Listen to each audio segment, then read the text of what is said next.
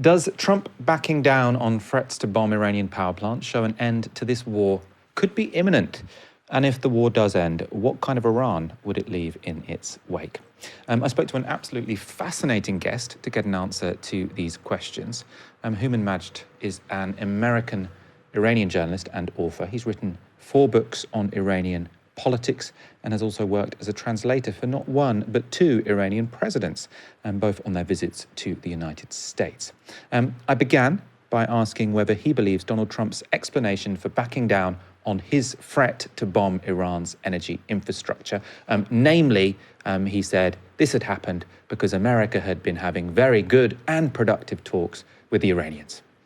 It seems very, very unlikely. I mean, his most recent statement at the air base where he was getting on Air Force One, he said that they called. They realized that I was about to bomb at morning Tehran time on Tuesday morning, their biggest power plant. They were about to. They knew that was going to happen. $10 billion power plant gone, one shot. These are his words, and they called. I didn't call. They called, and they want to make a deal. It just seems incredibly unlikely. He gave this ultimatum at night, 8 o'clock at night. None of his aides would have been around. He's sitting there on social media saying, okay, what am I going to do now? And he tweets that or posts that he's going to blow up a power plant unless Iran opens the Strait of Hormuz. And the Iranians immediately said, if you try to blow up a power plant, we will attack, infrastructure in the region, presumably desalination plants. That's the easiest thing for Iran to attack at this point. And, Dubai, for example, I guess most of their drinking water comes from desalination plants. So that's what Iran said.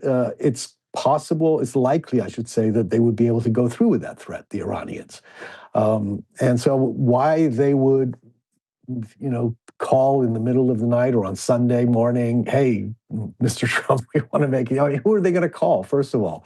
The only person who has had any contact at all since the June war, about last year, is Steve Witkoff and the Iranian foreign minister. It is possible that the Iranian foreign minister has had or has gotten exchanged messages from Witkoff, the negotiator.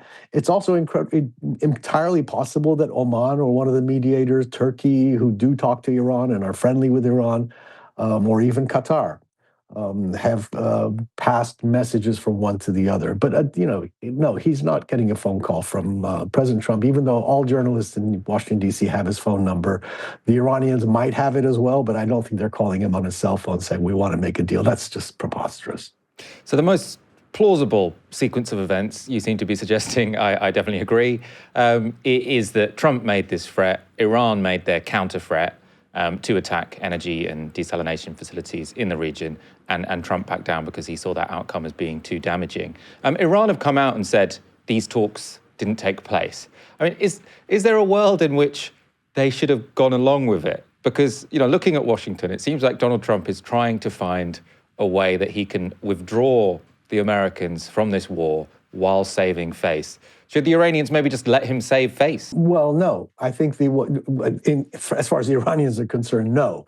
Because what the Iranians want after this war is over, and it will be over at a certain point, what they want is to be in a much stronger negotiating position than they were right before the war started. And they will be, because now they've shown that they can withstand this assault, massive assault by both Israel, 2 superpowers, basically, at least nuclear powers, and one great superpower, for now going into the 4th week. And, the country is still operating, stores are still open, the regime is still there despite having some of its top leadership gone. So what they're going to want out of this is that they're not going to want a premature ceasefire. They're not going to give him a way out. They're going to extract, at least this is what they're trying to do, in my opinion, and what they've sort of indicated in so many ways that they're trying to do is extract as many concessions from Trump that they can. They would have made a deal with Trump, with Witkoff, on that Thursday before the war in February that was much better than Obama's deal. And Trump could have taken it and said, I made a better deal than Obama, which all along is basically what he wanted to do. Whether he was pushed by Netanyahu, whether there's some of the hawks in the Senate here, Ted Cruz and Lindsey Graham were pushing him, other hawks think tanks like FDD were pushing him to go to war. Other Iranians, including in the exile, including the Shah's son, who wants to be the new Shah or wants to be the new leader in Iran.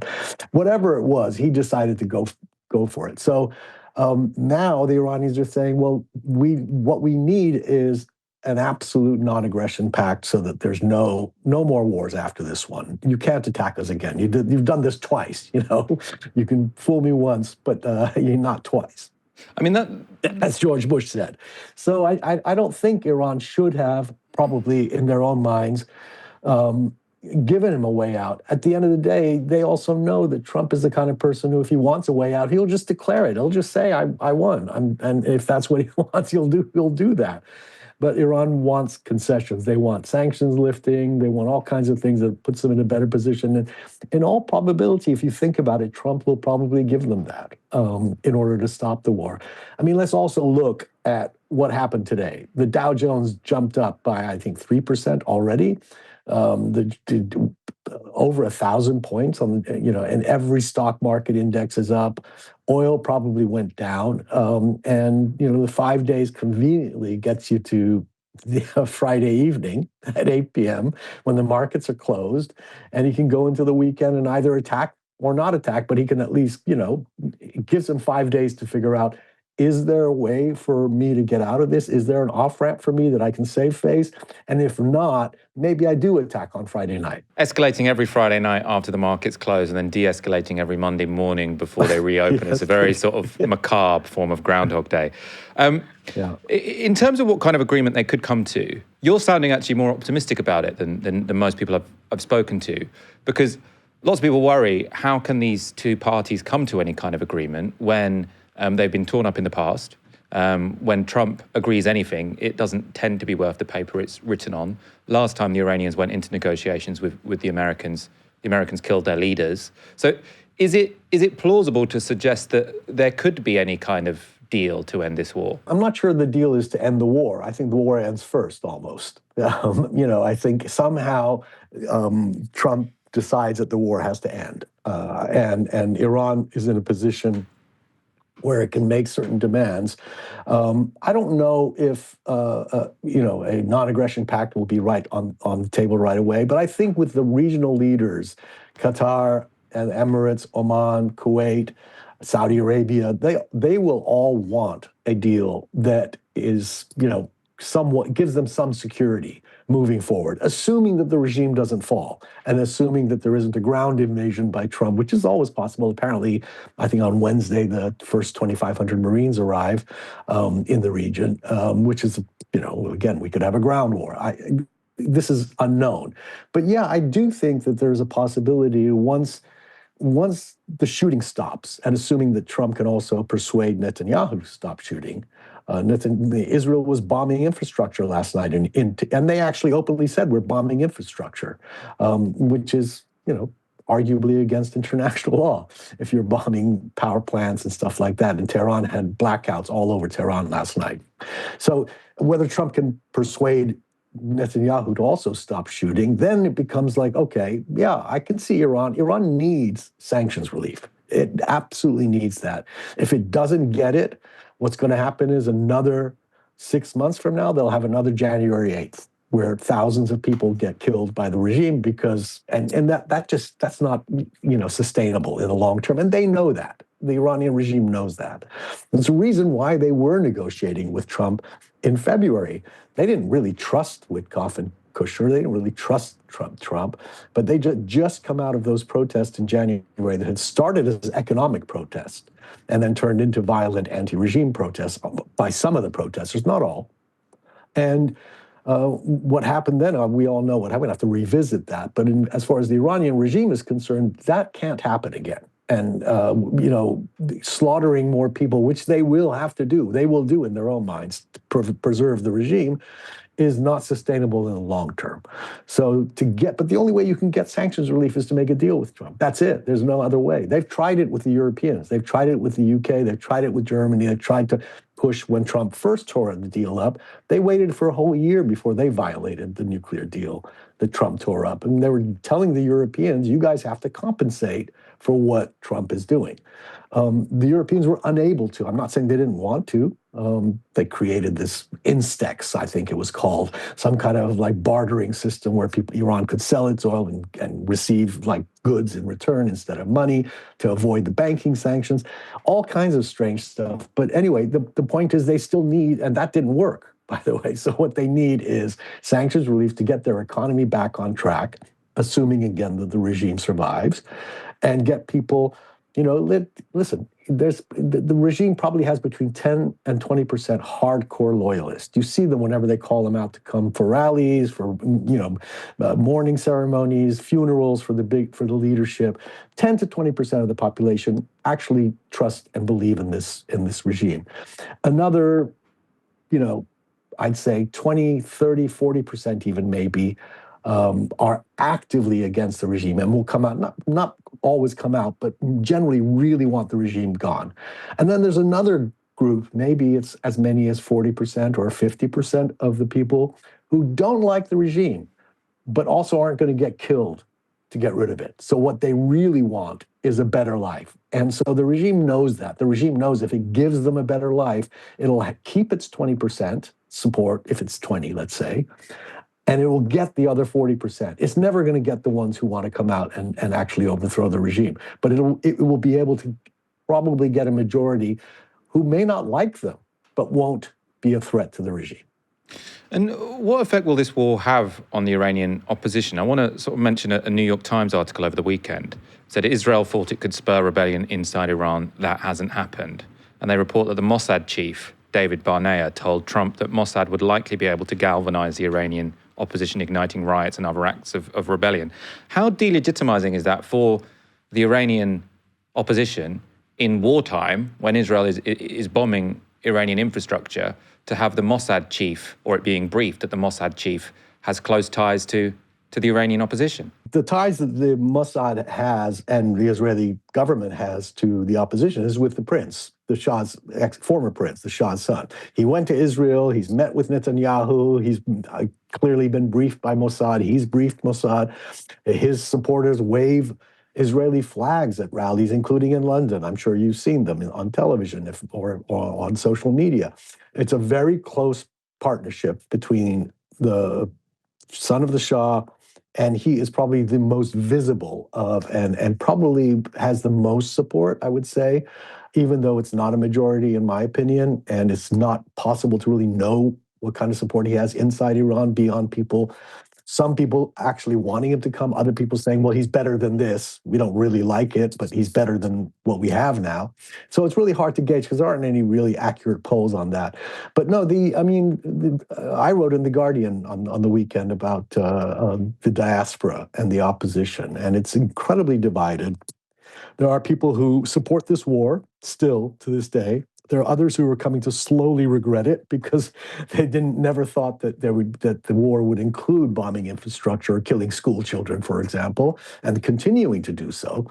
They're feeling that they're going to get blamed if the regime survives. It's like, oh, you guys called for this war, and look what this war has done. The regime is still there, and yet their infrastructure has been destroyed, and let's say 5,000 Iranians have lost their lives. So how are you going to justify that? So I think there's a lot of, the opposition is very divided. People see the regime as weak and potentially a regime that can be overthrown, but there is no ground operation inside Iran, other than people going out and protesting, that can take over the government. It's not like Khomeini in 1979 when he had a ground operation inside Iran because he had every single mosque in the entire country that were his headquarters, essentially came down to being his headquarters. And he had a government in exile almost with all his advisors around him. Pahlavi doesn't have that. The MEK, the Mujahideen, who used to be on the terrorist list of the United States, and I think Europe, most of Europe too, they're considered a cult. They have hardly any real support inside Iran because they sided with Saddam Hussein in the Iran-Iraq war. So those are the two main opposition groups. They hate each other. They despise each other. They're willing to kill each other. So, yeah, I mean, I think Pahlavi, I don't know why he decided to ally himself with Israel, but I think given what's happening now with the war, he probably thought that this war would enable him, and with Israel wanting to start a war and being able to persuade a president like Trump that he should join in the war twice now, has probably given Pahlavi the idea, well, the reason he went to Israel in the first place, probably thought, this is my chance. This is the one chance I have. He's 63 years old. If he doesn't do it now, and the regime doesn't collapse, that's pretty much it for him. Yeah, so that's interesting. So you're saying the Mossad connection is more via Pahlavi, who's in the United States, not sort of agents on the ground, which I think is how some people interpreted that. Well, no, I mean, do they have agents on the ground? Absolutely. They do have agents, and they have a lot of, they've been able to hack traffic cameras, to identify people, to hack people's cell phones. And they do have agents on the ground. Listen, the Mossad is very, very capable in inserting spies into Iran. They have people who are fluent in Farsi. It's not hard for Mossad to do it. It's much more difficult for the CIA or MI6 to do it, but it's not that hard for Mossad to do it. And they've been doing it for years and years. So they do have agents on the ground, yes. But do they have the ability to bring about a revolution? No, a revolution requires a leader. Yeah, and so that was the leader, but that has failed in part because he backed this war, which has become a bit of a disaster. What's your interpretation on the extent of Mossad penetration within the Iranian regime? And I suppose I'm just thinking, about the day after, if, and it's obviously a big if Trump does decide he wants a way to step back from this war, you end up getting some kind of deal down the line, maybe some sanctions relief. I suppose you're painting a picture of maybe, it's definitely the least pessimistic vision of Iran I've heard recently. I suppose another possibility, though, this is a regime under attack. Some of the more experienced people have been killed. They're often being replaced by hardliners. At the same time, this is a regime that seemed like there was quite heavy penetration by Mossad within it. That's why they were able to kill so many of Iranian leaders, Larijani, the former supreme leader. And that all, to me, paints a picture of maybe, if there is a day after this war, a really severe, intense crackdown and intensified repression as sort of, the guards of the regime are up. That's very likely. But I should add that the Iranians have also been really careless. I mean, Larijani was killed at his sister's house. Why would you go to your sister's house? And he must have thought he was immune for some reason because, Trump was looking for Adelcy Rodriguez to come and talk to him. So he must have thought, but it's incredibly careless. How would Israel have known that he was at his sister's house? They're very careless with their cell phones, his guards. I mean, not him specifically, but in general, the guards who guard these top officials have been, in the past, very careless. Unlike, Hezbollah, who were careless with their pagers, but never carried cell phones because, Nasrallah never carried a cell phone or any kind of identification, electronic identification. But yeah, I mean, there will be a crackdown, and I think they're already trying to, because based on the protests in January, the regime believes that Mossad had many agents on the ground who were actually instigating riots. The ones who killed the security forces and threw Molotov cocktails were being either egged on by Mossad agents, and Mossad had said, we have agents on the ground in these protests. They actually admitted it. Israel had said that.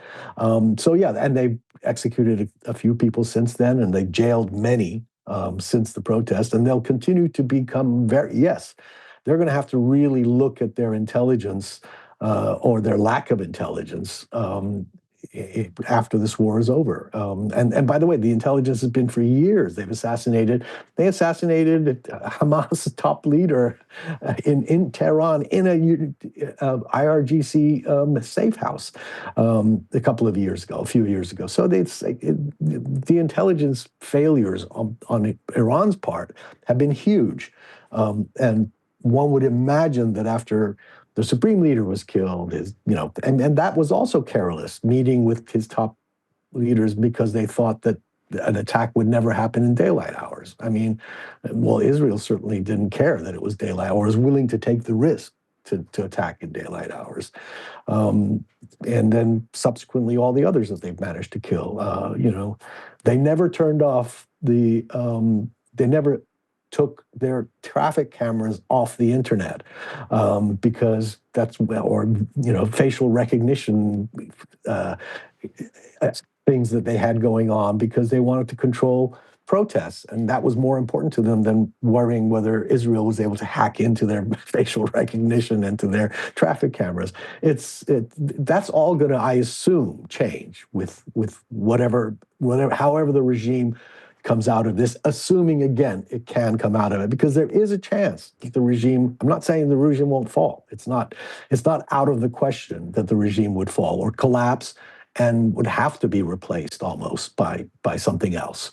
But that would involve ground troops, and we don't know if Trump is willing to commit the kind of ground troops, the kind of numbers that he would have to commit to bring that about.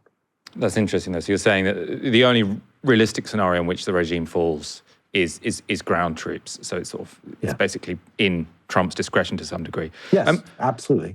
I want to take a bit of a step back and talk about some of your experiences. You were an advisor and translator to Mohammad Khatami, who was the reformist president of Iran from 1997 to 2005. I think you also worked briefly as a translator for Ahmadinejad.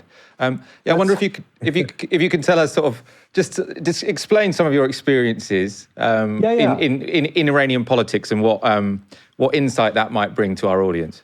Right. I'll be brief. I mean, President Khatami, after he was a president, was coming to America to do a tour and was given a visa to do a tour and speak at universities. And he asked me to be help him with the media, an advisor, and I said sure. And I was going to write about that experience, which I did I was writing for the New York Observer at the time, which was a local New York paper, and so I did that. And the reason I ended up being the translator at his speeches was because they didn't have one. They didn't have a translator, an interpreter who could do simultaneous translation. They had translated his speeches already in Tehran into English. All I did was sit next to him and read the speech. Then I wrote about the whole experience of traveling around the country it was an article in the thing. And then the Ahmadinejad people found out or saw some of my sitting with him and doing the translation, and they asked me if I would do the same thing. The ambassador at the UN here asked me if I would do the same thing for Ahmadinejad at the UN for his speech at the UN. And I said, I will if I can write about it. And they said, sure. And so I did that. And then I wrote, it was actually a cover story with a huge caricature of me and Ahmadinejad. And it was a big story for the New York Observer at the time. Interestingly, New York Observer was then bought many years later, I think in 2004 or 5, by Jared Kushner, who ran it into the ground and shut it down. So it was a cultural paper, but a very important New York City kind of, cultural paper that everybody read. It was a weekly paper, and it was like Financial Times pink. So you could spot it a mile away, but everyone in the media read it, and I was writing for them at the time. But my experience with Iran, Khatami, the reason he asked me is because I am related to him through marriage, not my own marriage, but through my uncle and aunt's marriage to his uncle and aunt. So all my cousins on my father's side are his first cousins. So it's complicated. So that's not how I know him. That's how I got to know him. His brother, who was his chief of staff when he was president, went to university at George Washington in D.C. This is before the revolution. And so did I. And so I knew the brother personally from then. So that's how the Khatami. So I've been around the Iranian political system, even though I was in the music business in the 90s and 80s, not in journalism. Journalism was in the 2000s for a long time. So I've been following politics and following my family who's still there. When I say my family, my cousins, all my cousins are still there, first cousins. Not all of them, but a lot of first cousins are still there in Tehran and in Yazd, where my father's family's from. But yeah, my experiences have been, I've written 3 books on Iran. A 4th one is partially on Iran because it's a memoir. It just came out this year in England, actually, in America at the end of last year. And that's it. That's my background. And I just want to give you a chance, I suppose, just a couple of times in the interview, I've sort of said you're less pessimistic than other people I've been interviewing over the past couple of weeks. Yeah. Do you think that that's an accurate thing for me to say, or am I maybe misunderstanding your arguments to some degree? I suppose you haven't seen those interviews. About what? Yeah, pessimistic about what? I suppose lots of people I'm speaking to seem to think, this war. Well, I mean, you agree this war is a catastrophe. But, oh yeah. There's no optimism there. But you seem to be seeing more possibility for a non-catastrophic outcome than most other people I've been speaking to, because it sounds like you think that maybe Trump will step back, he'll taco essentially.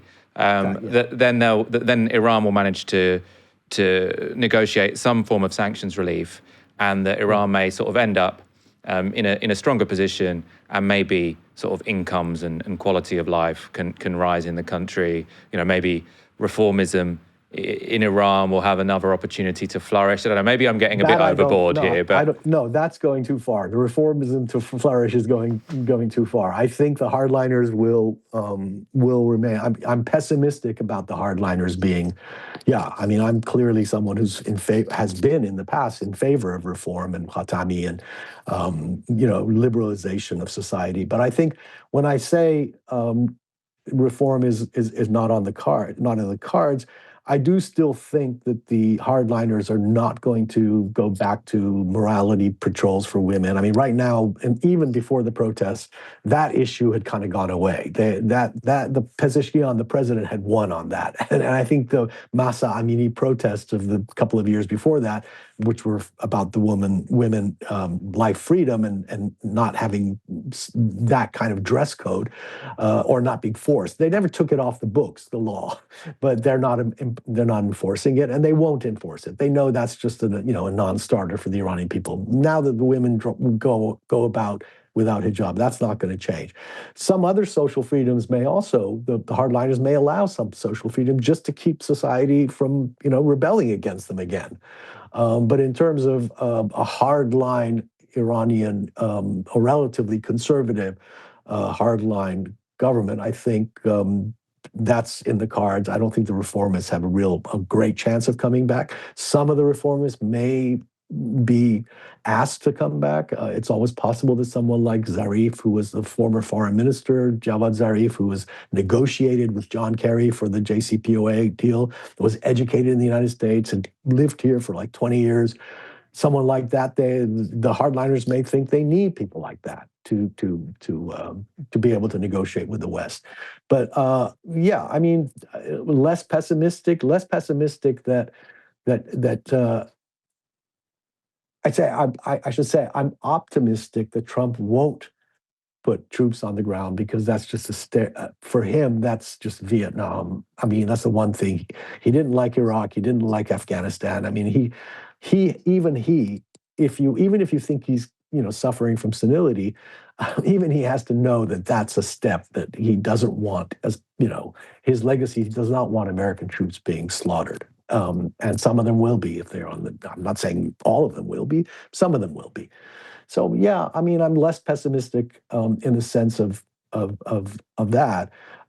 Being optimistic doesn't mean that I'm happy that the hardliners will be there. I'm optimistic for the war ending. Yes, I think Trump, whether you want to call it taco or he'll come up with an excuse, that he's not going to want to see this up and down. Gas prices at $5 a gallon. They may, they're not. Gas prices aren't going down this week, even if oil goes down. So in fact, they're going to continue to go up.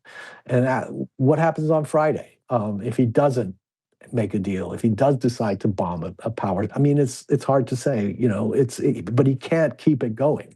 There is a time limit to how long he can do that. He can say it's 100 days, he can say it's 6 months, or however long it takes, but he's already making noise about the fact that, we blew up their navy, we destroyed this, we destroyed that, they can't do this, they can't do that anymore. Iran had already offered to, dilute their highly enriched uranium. If they offer that again, maybe he'll say, I got them to dilute it down to 1.6%, or you send it out to Russia or whatever, and have fuel rods sent back by Russia in exchange for the highly enriched uranium. There's all kinds of ways to make it happen. So optimism in that sense that Trump is going to chicken out. Yeah, I am optimistic that he'll do that. Sorry about that sound.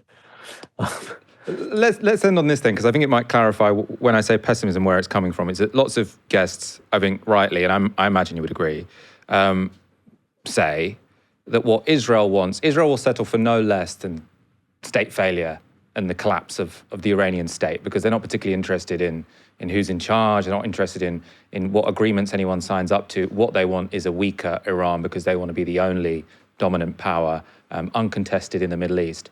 And the scenario you're putting forward, which, as you say, it's by no means a utopia, but it's not the most catastrophic outcome that has been sort of spelled out to me, would be one that I can imagine being tolerable for the Americans, tolerable for the Iranians, but not really for the Israelis.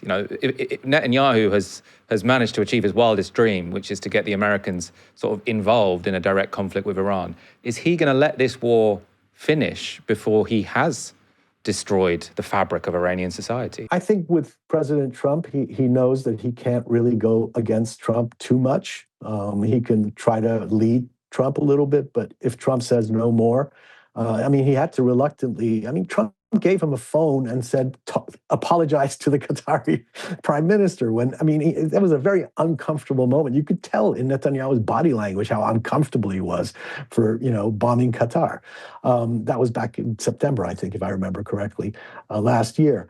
And he told him no more bombing of, Iranian gas fields. And Netanyahu said, okay, well, Trump, he can't really go against Trump too much. He still needs the United States. And Trump is not the kind of president who is going to be like, I can't go against Israel. That's just not happening. He will go against Israel. He doesn't care. Even though he has a lot of support from people like Miriam Adelson and a powerful Israeli lobby.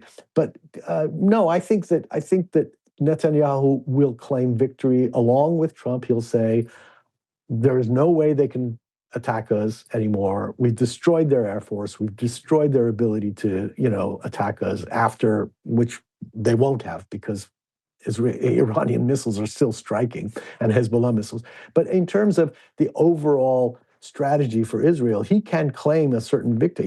He got rid of Syria being an issue, got rid of Hamas being an issue, at least. They still exist, but they're not capable of harming Israel. Got rid of Hezbollah in terms of, not really got rid of, but severely weakened Hezbollah, and has severely weakened, with the United States, Iran. So if Iran rebuilds its ballistic missile program after all of this, or is able to rebuild its centrifuges and its nuclear program, I'm sure Netanyahu will say, well, we'll just attack him again if that happens.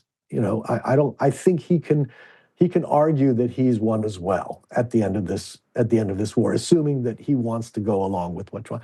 I don't think he's going to by himself just continue a war with Iran. And I think there's pressure inside Israel as well. People are dying in Israel and getting injured, and I don't think anybody wants this inside Israel to continue very long. See, that was the pessimistic bit coming in there, because you're saying that if Iran starts enriching uranium again, Israel will just bomb again, and then we're back to square one. It's possible. Yeah, I can see that happening, unless Netanyahu is gone. Is Netanyahu going to be prime minister forever? Is this right-wing government always going to be there? I think there are going to be people. Also, we have to think. Here's the optimistic note. We have to think that if the regime survives and does make a deal with the United States, does get sanctions relief, if it's a pragmatic regime, even if it's a hardline regime, if it's pragmatic and a pragmatic authoritarian regime like Egypt or plenty of other countries that do business with the West, it's in their interest to keep, to have tourism come back to Iran, to have relations with the West, to have, deals, business deals with the Europeans. All of that was happening after the JCPOA in 2016. Apparently, you couldn't book a hotel room in Tehran because all these European businessmen were flying in and staying at the five-star hotels.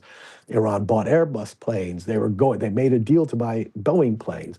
So that's all, and none of that was stopped by the hardliners.